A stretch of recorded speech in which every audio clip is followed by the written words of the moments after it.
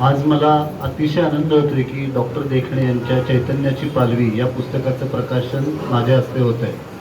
ते त्यांचं 51वं पुस्तक आहे आणि 23 जुलैला मी 50 वर्ष पूर्ण करून 51व्या वर्षात पदार्पण करणार. त्यामुळे हा सुद्धा एक चांगला योग घडून आलेला आहे. खरं तर मी नेहमी उभा राहून बोलतो आणि शिक्षक बसला की वर्ग बसला असं म्हणतात, पण आपण सगळेच बसून आहात त्यामुळे मी उभा राहून काय हासिल होणार आहे, त्यामुळे मी सुद्धा आज या ठिकाणी बसूनच बोलतो. किती छान योग आलेला आहे. घनश्यामने पुस्तक काढावं हे सुद्धा रामचंद्र हे नाव धारण केलेल्या देखण्यांचं आणि मिलिंद हे नाव धारण केलेल्या जोशींच्या हस्ते त्याचं प्रकाशन. हा राम श्याम मिलिंद माधवगीर याचं सूत्रसंचालन करतायत. असा एक छान योग आज झालेला आहे.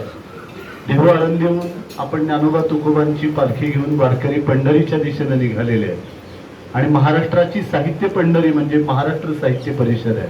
त्या साहित्य पंढरीचा सच्चा वारकरी म्हणजे डॉक्टर रामचंद्र देखणे आणि त्यांच्या पुस्तकाचं प्रकाशन आज या पुण्यनगरीमध्ये आपल्या सर्वांच्या साक्षीने व्हावं याचा मला अतिशय आनंद होतो. 18 पगड जातीमध्ये विभागलेला बहुजन समाज संतांनी विठ्ठल नावाच्या एका ध्वजाखाली एकत्र आणला आणि वारीच्या माध्यमातून समाज जीवनाचं संस्करण करत असताना त्यांनी अध्यात्माचं लोकशाहीकरण केलं आणि राष्ट्रभक्तीच्या पुढे जाऊन वैश्विक एकात्मतेची पताका ही वारकऱ्यांच्या खांद्यावरती दिली. आज धर्म राष्ट्र पंथ भेद हे सगळे भेदाभेद निर्माण करण्याचे नवे विषय निर्माण होत असताना आपण ही समतेची पताका घेऊन आज पांडुरंगाच्या दिशेने जात आहात. ही समाजाचं बळ वाढवणारी गोष्ट आहे. सरांचं हे 51वं पुस्तक आहे. महाराष्ट्राला व्रतस्थ ज्ञानोपासकांची एक मोठी परंपरा आहे आणि ती परंपरा अगदी श्रीधर व्यंकटेश केतकरांच्या पासून डॉक्टर राचिम डेरे यांच्यापर्यंत आहे. पुढच्या पिढीचं काम असं असतं की ती परंपरा आपण समृद्ध करणं. आईन्स्टाईन नेहमी असं म्हणत असत की मी पूर्वजांच्या खांद्यावरती उभा आहे म्हणून पुढचं पाहू शकतो. त्यामुळे आपल्या पूर्वजांच्या विषयी कृतज्ञता व्यक्त करत असताना भविष्याचा वेध घेणारं लेखन करणं हे सारस्वताचं खरं काम असतं. समाजातल्या विचारवंतांचं बुद्धिवंतांचं व्यासंगी असणाऱ्या माणसांचं काम आणि तेच काम डॉक्टर रामचंद्र देखणे सर अव्याहतपणे करत आहे. लिहिणारे खूप आहेत पण शेवटी बोले तैसा चाले त्याची वंदावी पाऊले अशी माणसं फार कमी आहेत. आचार विचार आणि उच्चारातल्या एकवाक्यतेमुळे देखणे सरांच्या शब्दाला एक वेगळं सामर्थ्य प्राप्त झालेलं आहे. आज त्यांचा साहित्यावरच पहिला जो विभाग आहे त्यामध्ये साहित्य चिंतन आणि अभिव्यक्ती, जिथे स्फूर्ती आहे तिथे साहित्य आहे आणि जिथे स्फूर्ती आणि तिची अभिव्यक्ती आहे तिथे साहित्य आहे. आज दुर्दैवाने स्फूर्ती नाही तरी अभिव्यक्ती घडते आहे. त्यामुळे घनश्याम पाटील आपल्याला कसदार साहित्य मिळत नाही कुठे. आणि तुकाराम महाराजांनी आपल्याला सांगितलंय की नकादंत कथा सांगू येतं कोणी, कोरड येते मानी बोल कोण, अनुभव येथे भावा शिष्टाचार. अनुभव हा शिष्टाचार झाला पाहिजे. मध्यंतरी नासी फडके यांच्या ज्या पत्नी कमलताई त्यांच्या जन्मशताब्दी निमित्त एका कथा स्पर्धेचं आयोजन केलेलं होतं. त्याचा पारितोषिक वितरण समारंभ माझ्या हस्ते झाला. त्यामध्ये श्रीनिवास बणगे हे परीक्षक होते. त्यांनी सांगितलं की आपला अनुभव विश्व जर तोकडा असेल तर माणसं कशी लिहितात. एक अतिशय श्रीमंत कुटुंबातले बाई होत्या पण त्यांना गरिबीचं चित्र रेखाटायचं होतं. मग त्यांनी असं लिहिलं की एक बाई अत्यंत गरीब होती, तिच्याकडे 2 गाड्या होत्या पण एकच ड्रायव्हर असल्यामुळे एका वेळी एकच गाडी चालवू शकत. गरिबीचं वर्णन कसं करायचं, अनुभवच काही नाही. आता मी महाराष्ट्र साहित्य परिषदेचा कार्याध्यक्ष म्हणून महाराष्ट्रभर फिरतो आणि त्यामुळे अनेक ठिकाणचे कवी मला भेटतात. माधवगीर सुद्धा चांगले कवी आहेत. एका कवीने उत्तम कविता ऐकवली मला. म्हटलं अजून त्याच्या काही कविता ऐकाव्यात. तर त्यांनी पुढची कविता ऐकवली. उस्मानाबादचा कवी, मी नदीच्या पाण्यात पाय सोडून बसलो, मी तिच्या अंगावरती पाणी उडवत होतो आणि ती अरे म्हटलं गावामध्ये 8 दिवसांनी एकदा टँकर, नदी नाही पाण्यात पाय सोडणं नाही. अशा कोरड्या शब्दांना काही अर्थ नसतो. साहित्यिकांना शब्दांच्या पाठीशी अनुभवाचं साधनेचं प्रतिभेचं संचित उभा करावं लागतं तेव्हा त्या शब्दांना अर्थ प्राप्त होतो. तो हे सगळं संचित जे आहे ते देखणे सरांनी उभं केलेलं आहे आणि म्हणून त्यांच्या शब्दांना एक वेगळा अर्थ प्राप्त झाला आणि ते चिंतनाच्या पातळीवरती त्यांनी सगळं नेऊन ठेवलेलं आहे. शेवटी साहित्यिकांनी चिंतन मांडणं हे खूप गरजेचं आहे. अनेकदा काय की शब्दबंबाळ साहित्य खूप आपल्याला आसपास सगळं वाचायला मिळतं. त्यामध्ये सगळे अलंकार आहेत, भाषेची सगळी सौंदर्य स्थळं आपल्याला त्यामध्ये दिसतात, पण विचार कुठेही दिसत नाही. म्हणजे शिवाजीराव भोसले असं म्हणत असत की वक्त्याच्या जीवनातून वक्तृत्व वजा केल्यानंतर जेव्हा खाली बरंच काही उरतं तोच खरा वक्ता. तसं साहित्यिकांच्या बाबतीमध्ये सुद्धा नुसत्या शब्दांना अर्थ नाही, त्या शब्दांच्या पाठीशी जे चिंतन आहे आणि त्या चिंतनामुळे शब्दाला जो अर्थ प्राप्त झालेला आहे तो खूप मोठा आहे. आणि आपल्याला एक गोष्ट आवर्जून सांगितली पाहिजे की साहित्याची निर्मिती करणे इतकी साधी सोपी गोष्ट नाही. स्वायझरनी बार्सिलोनामध्ये पियानो वाजवल्यानंतर तिथल्या राजाने त्याला विचारलं की पियानो वाजवणं किती अवघड आहे, तर त्यांनी सांगितलं की ते स्पेनवरती राज्य करणे इतकं अवघड आहे. व्यंकटेश माडगूळकरांना कोणीतरी विचारलं साहित्याची निर्मिती करणं किती अवघड आहे, त्यांनी सांगितलं अंदमानामध्ये कोलू चालवणे इतकं अवघड आहे. शिवाजी सावंतांना विचारलं प्रतिभेचा आवेग कसा असतो, त्यांनी सांगितलं की रस्त्याच्या कडेला एखादी मजूर स्त्री चुलीवरती भाकरी थापते आहे, तिचं तानं मूळ रांगत रांगत रस्त्याच्या दिशेनं जात आहे, तिकडून भरधाव वेगानं ट्रक येतोय, ती बाई ज्या आवेगानं जाईल आणि त्या बाळाला वाचवेल तसा प्रतिभेचा आवेग असतो आणि प्रतिभावंतांना तो सहन करता आला पाहिजे. आणि मी ज्यांना गुरुस्थानी मानतो ते शिवाजीराव भोसले असं म्हणत की गायीच्या आचळामध्ये दूध असतं म्हणून ती धार काढता येते, इतक्या ताकदीनं जेव्हा लिहिता येईल तेव्हाच खरं लिहिलं पाहिजे. तर मला हे सगळं साहित्यविषयक जे चिंतन आहे पहिल्या भागामध्ये या पुस्तकाच्या देखणे सरांनी केलेलं ते सगळं पाहिल्यानंतर शेवटी आपलं सगळं समग्र जीवन जे आहे, अनुभव आहे, प्रतिभा आहे, त्या सगळ्याचं एक संचित शब्दांच्या पाठीशी उभं केल्यानंतर इतकी कसदार अशी साहित्य निर्मिती होते. आणि आपण सगळे पंढरीच्या दिशेने निघालेले आहात. आपण ज्ञानोबा तुकोबांचे अभंग म्हणत म्हणत पुढे जात आहात. साहित्याची केवढी मोठी ताकद आहे. मला अनेक ठिकाणी विचारतात लोक की साहित्य माणसाला नेमकं काय देतं, तर साहित्याची केवढी मोठी ताकद आहे. विवेकानंदांच्या वरती या पुस्तकामध्ये देखणे सरांचा एक लेख आहे. विवेकानंदांच्या जीवनामध्ये नरेंद्र ते विवेकानंद हे जे परिवर्तन झालं त्याला एक कविता कारणीभूत ठरली. विवेकानंद ज्यावेळेला कोलकाता कॉलेजमध्ये शिकत होते त्याला प्राध्यापक हेस्टी नावाचे शिक्षक वर्गामध्ये आले आणि त्यांनी विल्यम वर्ड्सवर्थची एक्सकर्शन नावाची कविता वर्गामध्ये शिकवायला सुरुवात केली. आणि त्या कवितेमध्ये तो कवी रानातून वनातून जंगलातून फिरत असताना एक प्रकारची शांतता अनुभवतो आणि मग त्या कवीच्या मनामध्ये विचार येतो की या शांततेमागे जी शक्ती आहे ती परमेश्वर आहे का. वर्गामध्ये गॉड हा शब्द उच्चारला जातो. नरेंद्र हात वर करतो आणि शिक्षकांना विचारतो की तुम्ही देव पाहिलेला आहे का. ते प्राध्यापक हिस्ट्री खूप चांगले शिक्षक होते. आमच्यासारखे आजच्या काळातले असते तर म्हणाले असते गेल्या 5 वर्षात ऑक्टोबर आणि मार्चला हा प्रश्न काही आलेला नाही, त्यामुळे या प्रश्नाच्या भानगडीत तू काही पडू नको. पण ते म्हणाले या प्रश्नाचं उत्तर मला देता येणार नाही, पण दक्षिणेश्वरला रामकृष्ण परमहंस या नावाचे शिक्षक आहेत त्यांच्याकडे तू जा. मग नरेंद्र त्यांच्याकडे गेला, दोघांचा संवाद झाला आणि मग नरेंद्र ते विवेकानंद हे जे परिवर्तन झालं ते एका कवितेने झालेलं आहे. ही साहित्याची मोठी ताकद आहे. पॉंडिचेरीचे योगी अरविंद आपल्याला माहिती आहे, त्यांच्या वडिलांना असं वाटत होतं की भारतीय संस्कृतीतला एक शब्द देखील आपल्या मुलाच्या कानावरती पडू नये, म्हणून त्यांनी आपल्या मुलांना परदेशामध्ये ख्रिश्चन धर्मगुरूच्या कुटुंबामध्ये ठेवलं आणि त्याला सांगितलं की भारतीय संस्कृतीतला कुठलाही संस्कार या मुलाच्या मनावरती होता कामा नये. आणि IPS होण्यासाठी या मुलाला परदेशात पाठवलेलं.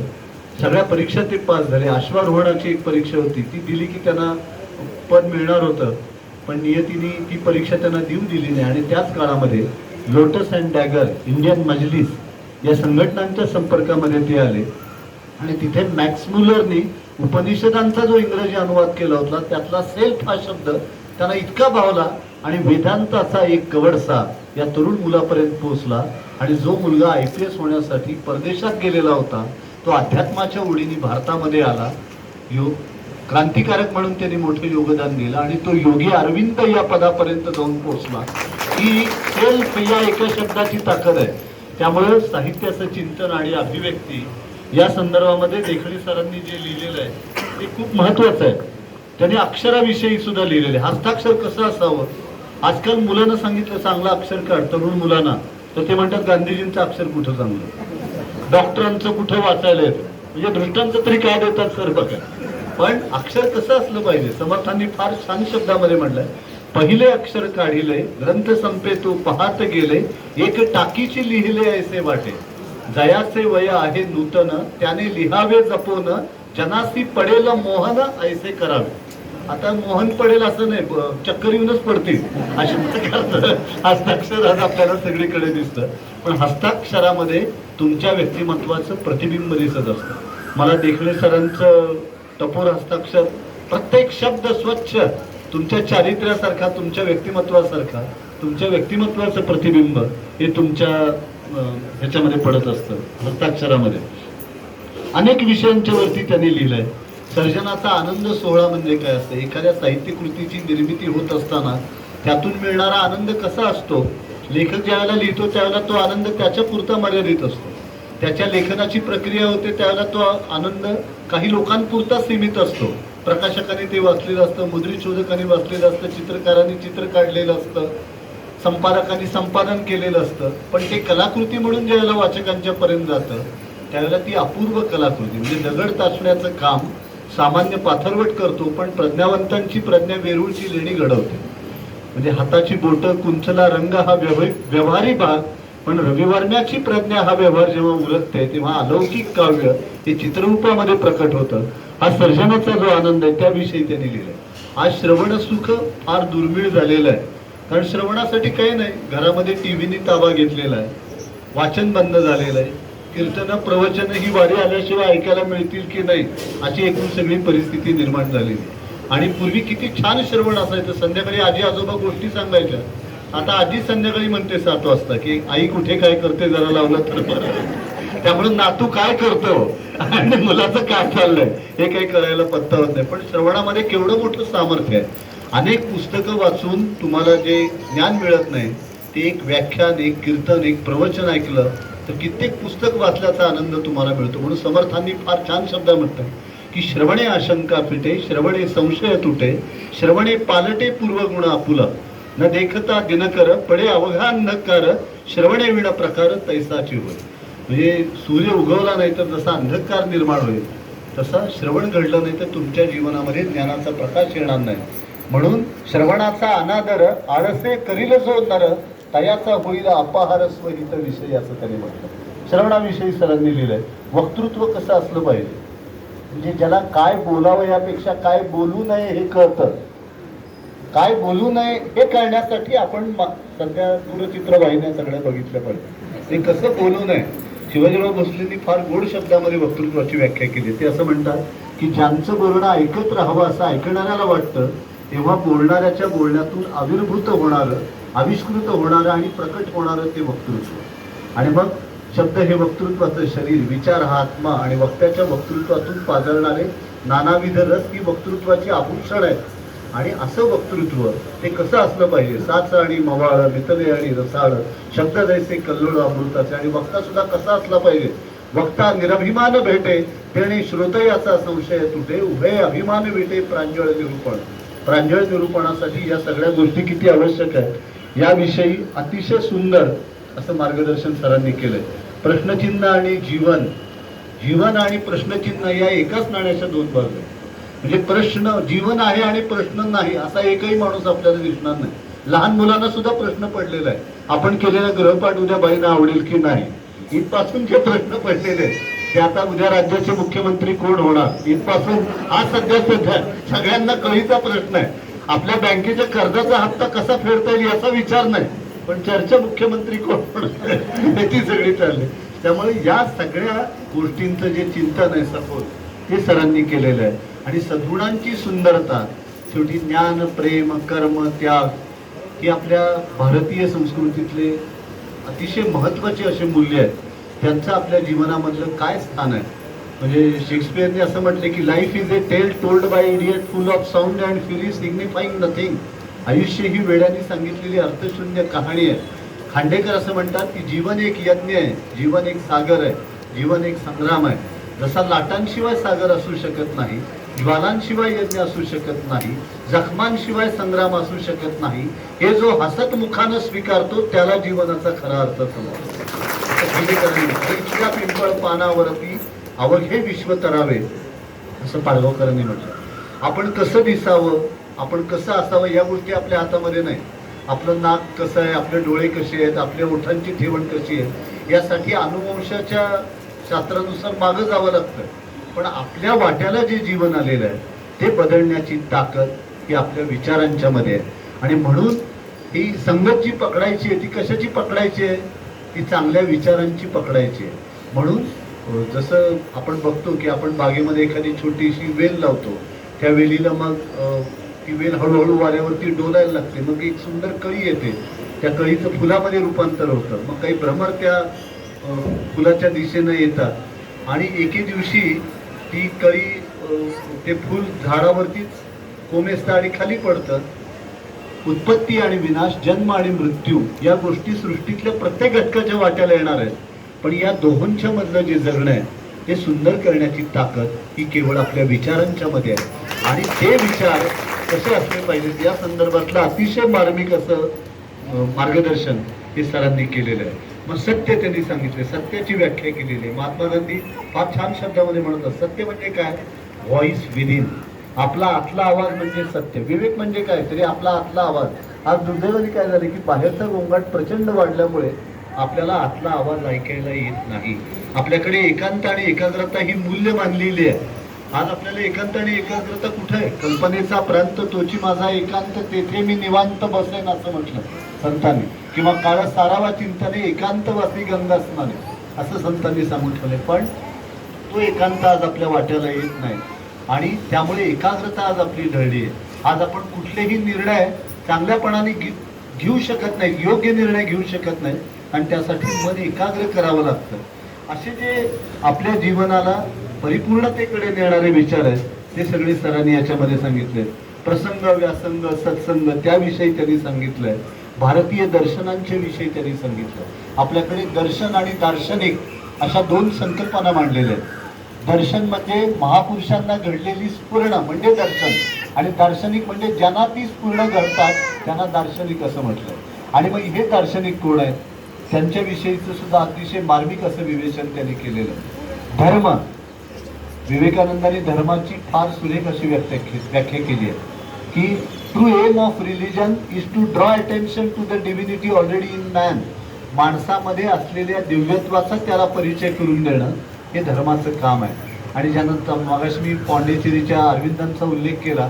अरविंदांच्या बरोबर ज्या माताजी आल्या त्यांच्या सहयोगिनी म्हणून, त्यांनी अध्यात्माची जी व्याख्या केली ती फार सुरेख आहे. त्या असं म्हणतात की अध्यात्म म्हणजे जपतप नाही, अध्यात्म म्हणजे उपास नाही, नवसायास नाही, जीवन रहस्यांचा घेतलेला शोध म्हणजे अध्यात्म असं त्यांनी म्हटलं. आणि त्यासाठी काय केलं पाहिजे? साधना. Sadhana is the opening of consciousness for divine. चराचराला व्यापणाऱ्या आदिशक्तीच्या प्रभाव क्षेत्राखाली येणं म्हणजे साधना. तर ही जी आपल्या भारतीय संस्कृतीतली सगळी मूल्य आहेत, हा जो एक दर्शन विचार आहे तो अतिशय मार्मिकपणाने देखणे सरांनी मांडला. तिसरं जे प्रकरण आहे लोकजीवन आणि लोकसंस्कृती. तर लोकजीवन आणि लोकसंस्कृती यांचा अभ्यास करणं हे फार गरजेचं आहे. कारण लोकमानस, लोकपरंपरा, लोकधारणा यातून लोकसंस्कृती तयार होत असते. माणूस आपल्या हाताने संस्कृती घडवतो आणि संस्कृतीचा हातही माणसाला घडवत असतो. त्यामुळे समाजाच्या साक्षीने संस्कृती कशी विकसित झाली याचं जे सगळं निरूपण आहे हे सध्या आपल्या लोकसाहित्याचे आणि लोकसंस्कृतीचे गाडे अभ्यासक आहेत. त्यामुळे अतिशय त्याविषयीचं मार्मिक विवेचन त्यांनी केलंय. मग वासुदेवाविषयी लिहिलंय, कीर्तनाविषयी लिहिलंय. आपल्या कीर्तनाने केवढं मोठं योगदान दिलेलं आहे. म्हणजे ज्यावेळी शिक्षणाचा प्रचार आणि प्रसार झालेला नव्हता आणि शिक्षण एका विशिष्ट वर्गापुरतं मर्यादित होतं, त्यावेळेला बहुजन समाजाला त्याचं भौतिक भरण पोषण करण्याचं काम हे कीर्तनाने केलेलं आहे. आणि वक्तृत्वाची, ज्याला काय आपण म्हणू, वक्तृत्वाची एक फिरती ज्ञानशाळा ही सगळी कीर्तन आणि प्रवचन या सगळ्या माध्यमातून फिरलेली आहे. त्यामुळं गाडगे बाबांच्या पासून ते नाटक, कथा, आटपाट नगर होतं या छोट्याशा लेखातून कथेचं महत्त्व त्यांनी सांगितलं. आपल्याकडे कथा या गोष्टीला किती महत्त्व आहे. आणि घनश्याम, मला असं वाटतं की भारतीय लोकांना कथा आवडते कारण स्वतःपेक्षा दुसऱ्यांच्या आयुष्यात काय चाललंय हे त्यांना पटकन आवडतं. एक आटपाट नगर होतं आणि तिथं अमुक अमुक राहत होतं म्हणजे की लगेच कान टाकलं. स्वतःविषयी चिंता हे दुसऱ्याच्या आयुष्याविषयीची. पण मला एक गोष्ट आवर्जून सांगितली पाहिजे घनश्याम, की आपल्याकडे रामकथा जर चालू असेल तर तिथे एक पाठ मांडला जातो. कल्पना अशी आहे की रामाची ती कथा ऐकण्यासाठी हनुमान त्या ठिकाणी येऊन बसतो. मला असं वाटतं की पुस्तक प्रकाशन होत असताना पाठ मांडून ठेवले पाहिजे की वाचकांनी त्या ठिकाणी येऊन बसावं. पण इथे पाठ मांडण्याची गरज नाही, रांगेने वाचक बसलेले आहेत. ही अतिशय आनंदाची गोष्ट आहे. गवळणीविषयी त्यांनी लिहिलंय, नाटकाविषयी लिहिलंय. गवळण पदापर्यंत पोहोचणं सोपं नाही. आपण जर क्रम पाहिला तर सुरुवातीला पंचपदी, मग अभंग आणि मग गवळण. त्यामुळे साधनेचं सर्वोच्च शिखर आहे गवळण, आणि तिथपर्यंत जाण्यासाठी काय केलं पाहिजे, त्याचे आध्यात्मिक रूपक काय, ते अतिशय मार्मिकपणाने सरांनी सांगितलं. आणि शेवटचा जो भाग आहे अंतरंग 4, त्यामध्ये संत काव्याचं व्यापकत्व सरांनी सांगितलं. आज आपल्याकडे दुर्दैवानं असं झालेलं आहे की संत साहित्य म्हणजे ज्येष्ठांचं साहित्य. मी ज्यावेळेला कराडच्या अभियांत्रिकी महाविद्यालयामध्ये शिकत होतो, माझे सगळे विषय संत ज्ञानेश्वर, संत तुकाराम, समर्थ रामदास. तर आमच्या सगळ्या मित्रांना वाटलं की एक चांगला इंजिनियर आता वाया गेला.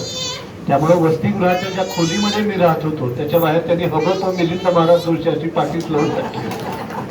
मग एके दिवशी वादविवादामध्ये मी त्यांना बोलवलं आणि म्हटलं की तुमचा संत साहित्याकडे पाहण्याची भूमिका अशी काय आहे.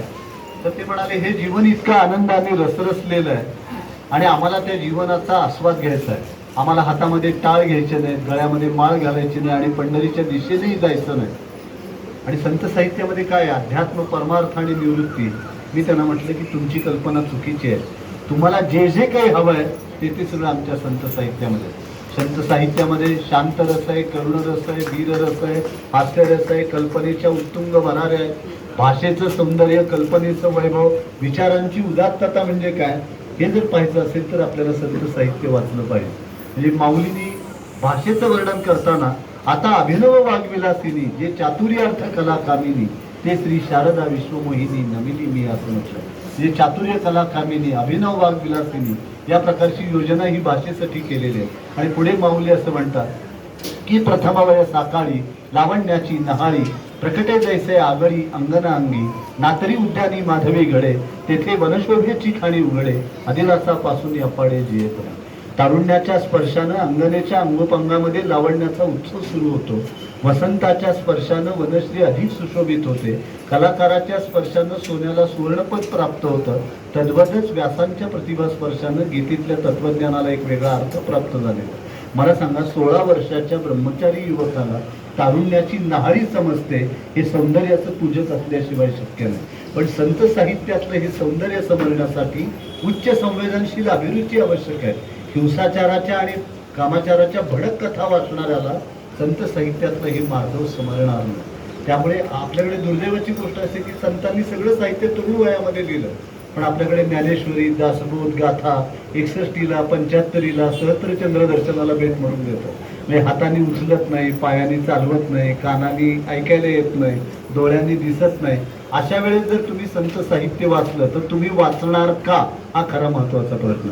त्यामुळे का आपुला ठाऊन सांडिता अळंगी जे चंद्रू प्रकटिता, हा अनुरागू भोगिता कुमुदिने जाणे.